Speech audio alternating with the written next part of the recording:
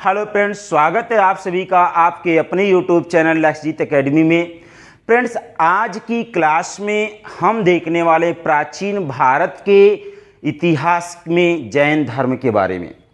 जैन धर्म को पढ़ने से पहले हम आपको इसकी रूपरेखा बता दें कि जैन धर्म में आज की वीडियो में हम क्या क्या पढ़ने वाले हैं।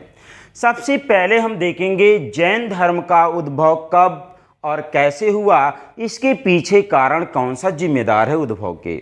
जैन धर्म के संस्थापक कौन थे, जैन धर्म के वास्तविक संस्थापक कौन थे, जैन धर्म के 23वें तीर्थंकर कौन थे और जैन धर्म में कुल तीर्थंकरों की संख्या कितनी थी।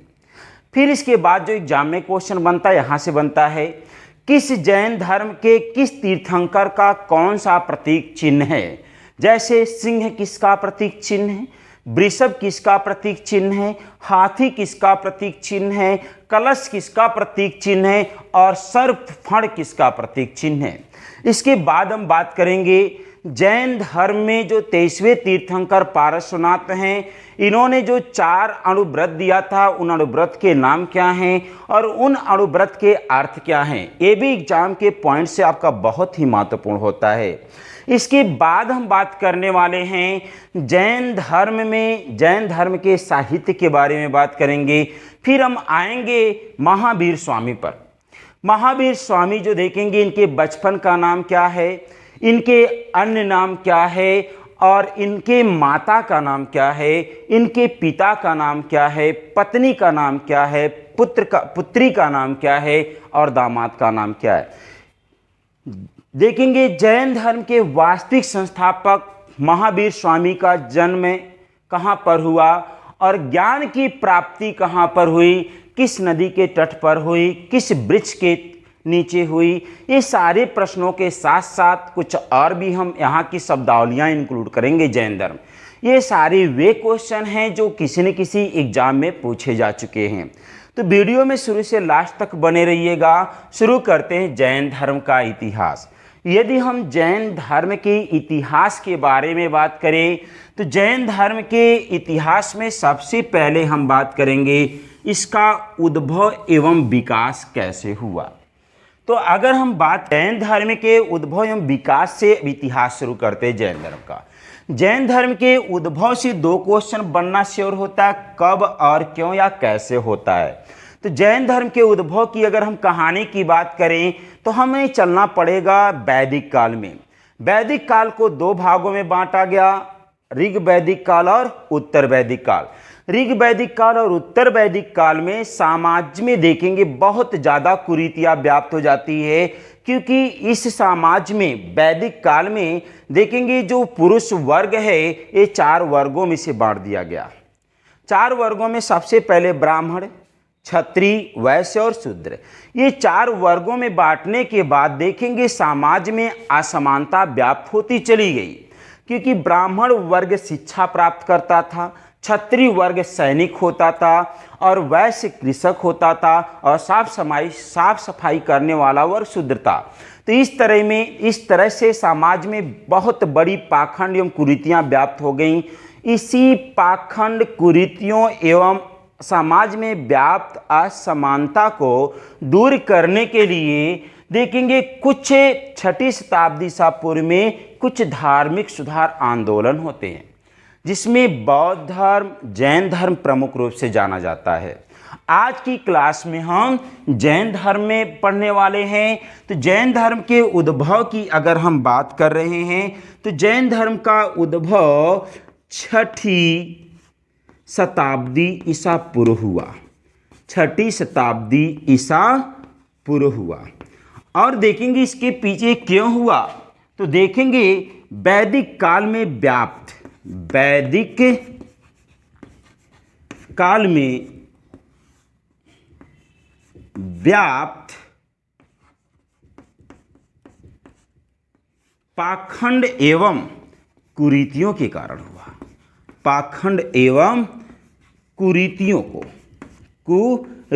को दूर करने के लिए उत्तर भारत में देखेंगे जैन धर्म का उद्भव हुआ, जिसके संस्थापक की बात करें कई बार पूछा गया है। जिसके संस्थापक की बात करें तो उनका नाम ऋषभदेव था। ऋषभदेव देखेंगे इसके संस्थापक माने जाते हैं। ऋषभदेव को एक अन्य नाम से भी जाना जाता है, आदिनाथ। ऋषभदेव का ही नाम क्या है? आदिनाथ। तो इस तरह से जैन धर्म का उद्भव 6ठी शताब्दी ईसा पूर्व में वैदिक काल में व्याप्त पाखंड एवं कुरीतियों को क्या करने के लिए? दूर करने के लिए हुआ, जिसके संस्थापक ऋषभदेव या आदिनाथ थे। ऋषभदेव या आदिनाथ थे। कुछ महत्वपूर्ण पॉइंट इनसे भी जो एग्जाम में बना उस पर डिस्कस कर लिया जाए। ऋषभदेव का अगर हम बात करें जन्म का, तो इनका जन्म अयोध्या में हुआ था। इनका जन्म जो हुआ ऋषभदेव का, उनका जन्म जो हुआ कहाँ हुआ? अयोध्या में हुआ। किनका जन्म अयोध्या में हुआ? जैन धर्म के संस्थापक ऋषभदेव का। इनका प्रतीक चिन्ह की अगर बात करें, प्रतीक चिन्ह की बात करें, तो इनका प्रतीक चिन्ह ऋषभ का वृषभ है। याद करिएगा, ऋषभ का प्रतीक चिन्ह वृषभ है। तो देखेंगे इनका प्रतीक चिन्ह जो है वह क्या है? वृषभ है। और इसके बाद अगर हम बात करते हैं और क्या क्वेश्चन बनता, तो इनके पुत्र से क्वेश्चन बनता है। ऋषभदेव के 2 पुत्र थे, एक का नाम भरत और एक का नाम बाहुबली था। भरत हुआ बाहुबली। देखेंगे ये वही भरत हैं जिनके नाम पर माना जाता है पौराणिक कथाओं के अनुसार कि यदि देखेंगे जैन धर्म के संस्थापक ऋषभदेव के पुत्र भरत के नाम पर इस देश का नाम भारतवर्ष पड़ा। तो देखेंगे यहाँ पे लिख सकते हैं हम लोग ऋषभदेव के पुत्र भरत के नाम पर, भरत के नाम पर देखेंगे भारत का नाम भारत पड़ा। भारत या भारत का नाम भारतवर्ष पड़ा। भारतवर्ष पड़ा। ये क्लियर है। यहाँ तक चीज़ें आपको स्पष्ट हो गई हैं। अब हम चलते हैं इसके बाद बात करने। ये बाहुबली जिनकी गोमतेश्वर में सबसे बड़ी प्रतिमा पाई जाती है। अब हम बात करने जा रहे हैं जैन धर्म के वास्तविक संस्थापक। अब 2 बात आ रही है सर, यहाँ पे एक तो आप संस्थापक कह रहे हैं और दूसरा आप कह रहे हैं कि एक वास्तविक संस्थापक। ये बात कुछ समझ में नहीं आ रही, इसका अंतर बताइए। तो आइए हम आपको अंतर समझाते हैं। संस्थापक उसे कहा जाता है जो किसी साम्राज्य की नींव रखता है, उसे संस्थापक कहा जाता है। या जो उस साम्राज्य, वंश या धार्मिक आंदोलन की शुरुआत करता है, उसे संस्थापक कहा जाता है। वास्तविक संस्थापक उसे कहा जाता है जो उस धर्म का प्रचार प्रसार एवं विस्तार करता है। तो क्लियर हुआ, वास्तविक संस्थापक उसे कहा जाएगा जो उस धर्म का प्रचार प्रसार एवं विस्तार करता है। संस्थापक उसे कहा जाएगा जो उस धर्म की नींव रखता है। तो इस तरह से संस्थापक ऋषभदेव या आदिनाथ हो गए। वास्तविक संस्थापक की अगर बात करें तो जिन्होंने जैन धर्म का सबसे ज़्यादा प्रचार एवं प्रसार किया उनका नाम था महावीर स्वामी। महावीर स्वामी ये देखेंगे जैन धर्म के 24वें तीर्थंकर के रूप में जाने जाते हैं। 24वें तीर्थंकर के रूप में जाने जाते हैं। वहीं पर ऋषभदेव को जैन धर्म का प्रथम तीर्थंकर माना जाता है। जैन धर्म का प्रथम तीर्थंकर माना जाता है। ऋषभदेव को 24वें तीर्थंकर महावीर स्वामी को क्या कहा जाता है? वास्तविक संस्थापक कहा जाता। किस धर्म का? जैन धर्म का। तो आई थिंक आप सभी को यहाँ तक क्लियर हो चुका है। अब हम बात करेंगे इसी में एक और महान व्यक्ति होते हैं जो देखेंगे 23वें तीर्थंकर के रूप में जाने जाते हैं। 23वें तीर्थंकर के रूप में जाने जाते हैं। उनका नाम है पारश्वनाथ। पारश्वनाथ इनके बारे में थोड़े से इतिहास के बारे में डिस्कस करना पड़ेगा हमें, क्योंकि इनसे कई क्वेश्चन एग्जाम में बन चुके हैं। तो आप एक बार स्क्रीनशॉट ले लीजिएगा इसका। तो जैन धर्म के 23वें तीर्थंकर पारसनाथ से बनने वाले क्वेश्चन के बारे में हम देखने वाले हैं। जैन धर्म के 23वें तीर्थंकर पारसनाथ के अगर जन्म की बात की जाए तो इनका जन्म कहाँ हुआ था, ये कई बार एग्जाम में पूछा जा चुका है। इनका जन्म देखेंगे वाराणसी में हुआ। कहाँ हुआ? वाराणसी में जन्म हुआ था। जैन धर्म के 23वें तीर्थंकर पारसनाथ का, जिनके माता का नाम अगर बात किया जाए तो वामा था, तथा इनके पिता का नाम, माता का नाम क्या था? वामा था। और इनके पिता के नाम की बात की जाए तो इनके पिता का नाम जो था वह क्या था? ये भी कई बार एग्जाम में पूछा जा चुका है कि उनके पिता का नाम क्या है। तो उनके पिता का नाम अश्वसेन था। तो उनके पिता कौन थे? अश्वसेन थे। किसके पिता अश्वसेन थे? तो जैन धर्म के 23वें तीर्थंकर पारसनाथ। अब इनसे और भी सवाल क्या बना हुआ है उस पर हम लोग चर्चा करेंगे। देखेंगे इनके प्रतीक चिन्ह की बात करें तो ये कई बार पूछा जा चुका है। इनका प्रतीक चिन्ह क्या है? जैन धर्म के 23वें तीर्थंकर पारसनाथ के अगर हम प्रतीक चिन्ह की बात करें तो इनका प्रतीक चिन्ह जो देखेंगे वह है सर्प फण है। सर्प फण है। तो जैन धर्म के 23वें तीर्थंकर पारसनाथ का जन्म वाराणसी में हुआ। माता का नाम वामा था, पिता अश्वसेन थे और इनका प्रतीक चिन्ह क्या था? सर्प फण था। अब इन्होंने क्या योगदान दिया तो देखेंगे जैन धर्म में 4 अणुव्रत का प्रतिपादन, 4 अणुव्रत का प्रतिपादन किसने किया था? तो देखेंगे प्रारंभ के 4 अणुव्रत के प्रतिपादन करने वाले जो व्यक्ति थे या तीर्थंकर थे वह पारसनाथ थे। अब सवाल यहाँ से ये बनता है वह जो 4 अणुव्रत हैं उनके नाम क्या हैं और उनकी परिभाषा क्या है। अगर उन 4 अणुव्रत की बात की जाए तो सबसे पहला होता है सत्य, दूसरा होता है अहिंसा,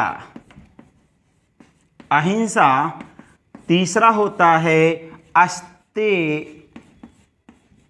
अस्तेय और चौथा होता है अपरिग्रह, अपरिग्रह। अब इसका अर्थ भी एग्जाम में पूछा जाता है। तो ये जैन धर्म के 4 अणुव्रत का प्रतिपादन किसने किया था? जैन धर्म के 23वें तीर्थंकर पारसनाथ ने किया था। सत्य का अर्थ क्या होता है? आप सदैव सत्य बोलना। आप किसी भी परिस्थिति में रहें आप क्या बोले? सत्य बोले। अहिंसा का मतलब है हिंसा नहीं करनी है, लड़ाई झगड़ा गाली गलौज किसी भी प्रकार की हिंसा नहीं करनी। लेकिन सबसे अच्छा सवाल तो सर यहाँ बनता है अस्तेय का अर्थ क्या होता? कई बार पूछा जा चुका है। अस्तेय का मतलब होता चोरी ना करना, चोरी ना करना, ये अर्थ होता है किसका? अस्तेय का। अपरिग्रह की अगर बात करें, अपरिग्रह का मतलब क्या होता है? देखेंगे सभी प्रकार के मोह माया अर्थात धनों का क्या कर देना? त्याग कर देना। अर्थात देखेंगे यहाँ पे देखेंगे मायावी या मोह माया या धन का परित्याग कर देना। धन का क्या कर देना? परित्याग कर देना। ये अर्थ है किसका? अपरिग्रह का। तो इस तरह से हमने क्या क्या देखा, इनसे क्या क्या महत्वपूर्ण चीजें बन सकती है। पहला तो सवाल 23वें तीर्थंकर कौन है? जैन धर्म के पारसनाथ हैं। देखेंगे जन्म कहाँ हुआ? वाराणसी में हुआ। माता का नाम वामा, पिता अश्वसेन। बोलते चलिए, प्रतीक चिन्ह क्या है? सर्पफण है। इन्होंने कितने अणुव्रत दिए थे? 4 अणुव्रत दिए थे। 4 अणुव्रत जैन धर्म में किसने दिया था? पारसनाथ कौते तीर्थंकर, 23वें तीर्थंकर। क्या है 4 अणुव्रत? पहला है सत्य, सदैव सत्य बोलना। दूसरा अहिंसा, देखेंगे किसी प्रकार की हिंसा नहीं करना। तीसरा अस्तेय अर्थात चोरी न करना। चौथा अपरिग्रह अर्थात धन का परित्याग कर देना। तो ये जो क्वेश्चन थे जैन धर्म के 23वें तीर्थंकर पारसनाथ से थे। अब चलते हैं जैन धर्म के वास्तविक संस्थापक महावीर स्वामी के बारे में पढ़ने। इसकी शॉर्ट आप ले लीजिए। जैन धर्म के 24वें तीर्थंकर महावीर स्वामी के इतिहास के बारे में पढ़ने जा रहे हैं। यहाँ से उन सभी क्वेश्चनों को देखेंगे जो एग्जाम में बने हैं।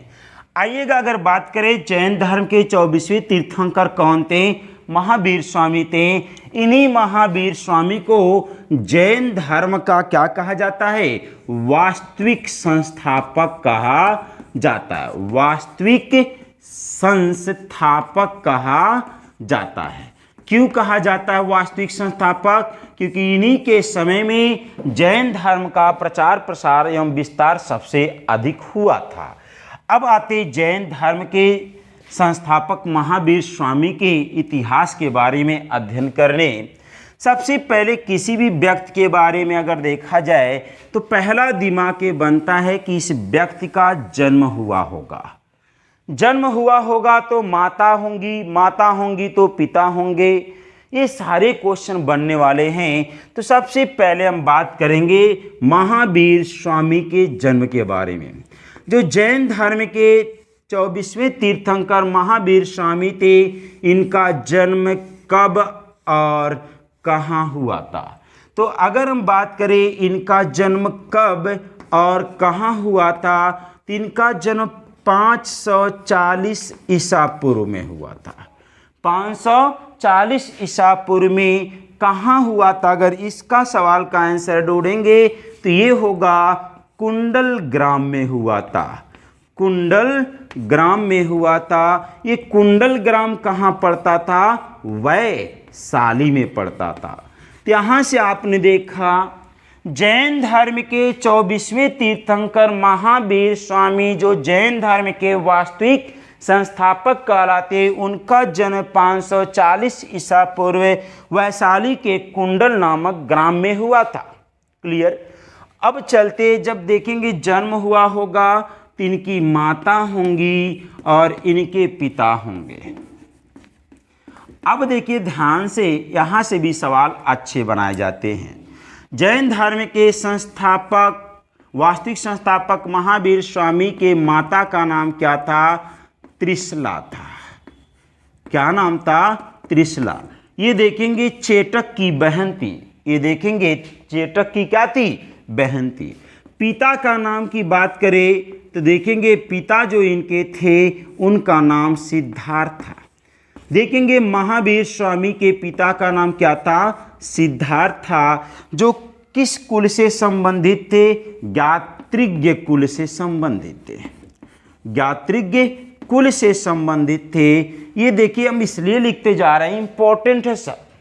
ज्ञात्रिज्ञ कुल से संबंधित थे। कौन संबंधित थे? सिद्धार्थ जो पिता हैं। किसके पिता? महावीर स्वामी के। अब इसके बाद अगर बात करें तो देखेंगे इनके बचपन के नाम की बात करें। सर एक भी कई बार क्वेश्चन पूछा जा चुका है। बचपन का नाम अगर बात करें तो इनके बचपन के नाम की अगर बात करते हैं तो इनके बचपन का नाम क्या था? वर्धमान था। इनके बचपन का नाम क्या था? वर्धमान था। वर्धमान था बचपन का नाम किसका? महावीर स्वामी जो क्या थे? वास्तविक संस्थापक थे। किसके? जैन धर्म के। आइएगा, इनके बाद इनका विवाह होता है, अर्थात विवाह होगा तो एक पत्नी होंगी। उनकी पत्नी का नाम क्या है? ये भी कई बार एग्जाम में पूछा जा चुका है। तो इनकी पत्नी का नाम देखेंगे क्या है? यशोदा है। यशोदा। देखिएगा एक पॉइंट स्पष्ट कर लीजिएगा, यशोदा और यशोधरा को लेके। यशोधरा गौतम बुद्ध की पत्नी है और यशोदा महावीर स्वामी का। कहीं गलती से यशोधरा को उधर भेज दिया और यशोदा को इधर भेज दिए तो सब चौपट हो जाएगा, इसलिए दिमाग में याद करिए, इसमें र है तो इनमें र नहीं है। यहाँ पे यशोधरा लिखेंगे गलत हो जाएगा, दोनों में र नहीं है, मिलेगा नहीं। अब चलते, इनकी एक पुत्री होती, जब देखेंगे इनका विवाह हो जाता है यशोदा से, इन्हें एक पुत्री रत्न की प्राप्ति होती है और उस पुत्री का नाम कई बार एग्जाम में पूछा जा चुका है, जिसका नाम था प्रियदर्शना। प्रियदर्शना, प्रियदर्शना का एक अन्य नाम से भी पुकारा जाता था। किसे? प्रियदर्शना, जो महावीर स्वामी की पुत्री थी। इसी को अरड़ो रज्जा कहा जाता है। अरड़ो रज्जा कहा जाता है। किसे कहा जाता है? उनकी पुत्री प्रियदर्शना को। अब ध्यान समझिएगा, उनकी पुत्री प्रियदर्शना है, पुत्री बड़ी हुई होगी तो इसका विवाह हुआ होगा। अर्थात देखेंगे इनके दामाद का भी नाम कई बार पूछा जाता है। इनके दामाद के नाम की अगर बात करें तो महावीर स्वामी के दामाद के नाम की बात करें तो इनका नाम जमाली था। जमाली था, ये वही व्यक्ति है जो देखेंगे महावीर स्वामी का प्रथम शिष्य भी बनते हैं, दामाद भी हैं और प्रथम शिष्य भी बनेंगे। अब इसके बाद देखेंगे महावीर स्वामी जो हैं अब वह गृह त्याग कर देंगे। क्या करेंगे? गृह त्याग करने जा रहे हैं। गृह त्याग, गृह त्याग जो ये करते हैं महावीर स्वामी, ये 30 वर्ष की अवस्था में करते हैं। 30 वर्ष की अवस्था में। क्वेश्चन क्या है यहाँ से और महत्वपूर्ण, ध्यान समझिएगा। गौतम बुद्ध गृह त्याग 29 वर्ष की अवस्था में करते हैं, जबकि महावीर स्वामी गृह त्याग किस वर्ष की अवस्था में? 30 वर्ष की अवस्था में करते। कंफ्यूजन न रहे एक भी पॉइंट का। अब देखेंगे इसके बाद इन्हें ज्ञान की क्या होगी? प्राप्ति होगी। ज्ञान की प्राप्ति होगी। मोस्ट इंपॉर्टेंट क्वेश्चन यहाँ पे बनने वाले हैं। ज्ञान की प्राप्ति में कई क्वेश्चन बनते हैं। सबसे पहला तो क्वेश्चन ये बनेगा, कहाँ पर और देखेंगे किस नदी के तट पर और किस वृक्ष के नीचे। तो 3 सवाल। महावीर स्वामी को ज्ञान की प्राप्ति कहाँ होती है? किस नदी के तट पर होती है? किस वृक्ष के नीचे होती है? अगर हम बात करें महावीर स्वामी को ज्ञान की प्राप्ति की बात करें तो इन्हें ज्ञान की प्राप्ति जो देखेंगे वह जृंभिक नामक गांव में होती है।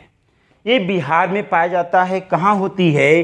जृंभिक नामक गांव में होती है। जृंभिक गांव में होती है। किसे ज्ञान की प्राप्ति होती है? तो ये देखेंगे जैन धर्म के 24वें तीर्थंकर महावीर स्वामी को। किस नदी के तट पर? किस नदी के तट पर होती है? तो ये नदी बड़ी इंपॉर्टेंट है, कई बार पूछी जा चुकी है। इस नदी का नाम देखेंगे रिजु पालिका है।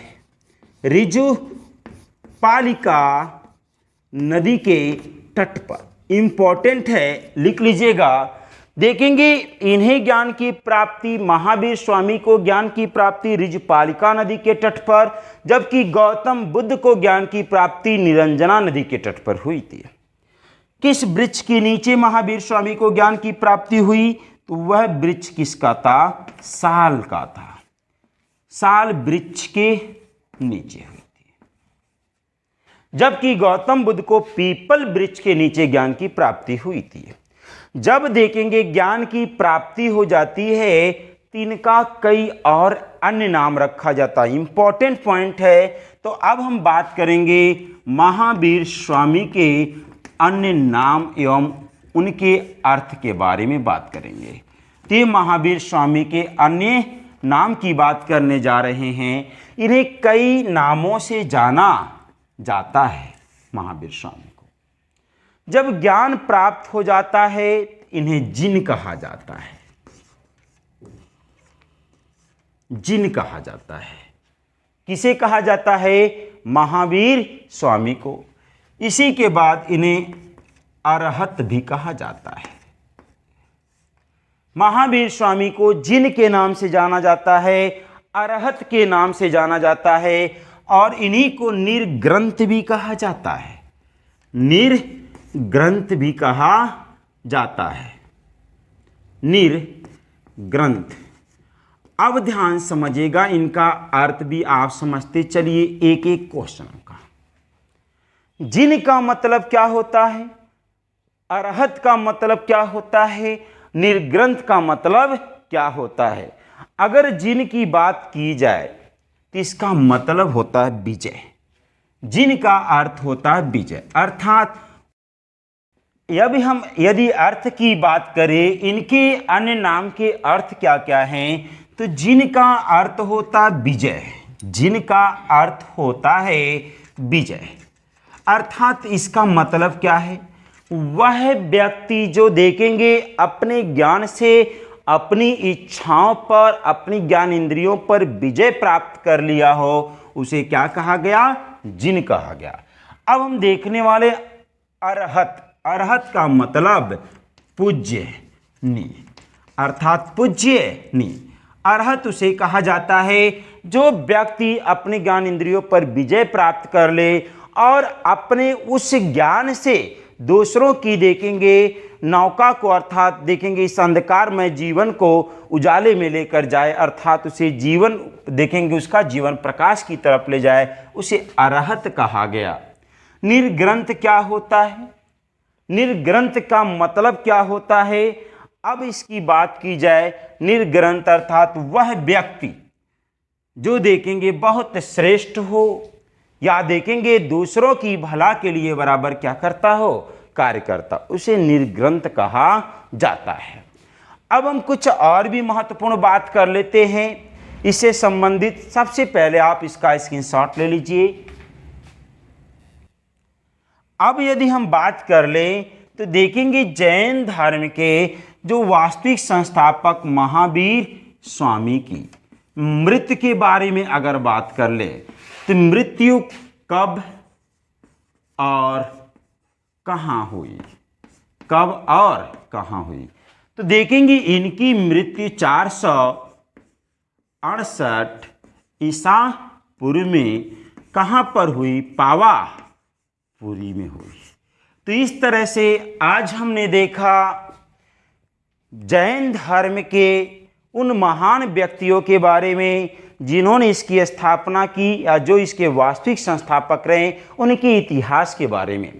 नेक्स्ट वीडियो में हम देखने वाले हैं जैन धर्म के प्रचार प्रसार का माध्यम और जैन धर्म में महिलाओं का प्रवेश, जैन धर्म का विस्तार, जैन धर्म का पतन एवं जैन धर्म के प्रमुख साहित्य एवं जैन धर्म के त्रिरत्न की बात करेंगे उसमें। तब तक के लिए best of luck. Thank you for watching.